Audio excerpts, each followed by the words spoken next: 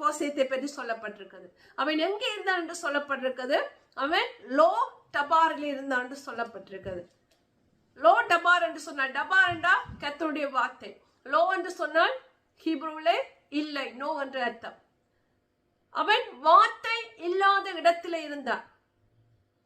டபா என்றால் கர்த்தருடைய வார்த்தை, லோ என்றால் இல்லை. அங்கே கர்த்தருடைய வார்த்தை இல்லாத இடம், அல்லது இன்னொரு இடத்துல சொன்னால் புல் இல்லாத இடம், பாஸ்டர் இல்லாத இடம், தேவனுடைய வார்த்தை இல்லாத இடம், அந்த இடத்திலே அவன் இருந்தான். ஆனால் தாவீது யோனாத்தான் நிமித்தமாக அவனை கூப்பிட்ட போது கடைசியாக வசனம் சொல்லுகிறது, 2 சாமுவேல் 9:13 படியாக சொல்கிறது, மோவி போசேத் ராஜாவின் பந்தியிலே நித்தம் அசனம் பண்ணுகிறவனாயிருந்தான். எருசலேமிலே குடியிருந்தால் அவனுக்கு 2 காலம் முடமாயிருந்தது.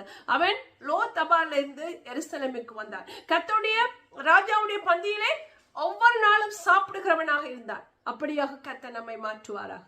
உம்முடைய வேதத்துள்ள அதிசயங்களை காணும்படியாக என்னுடைய கண்களை திறந்தள்ளும் என்று தாவீது ஜெபித்தது போல அவருடைய வார்த்தைகளை நாங்கள் அறிந்து கொள்ளும்படியாக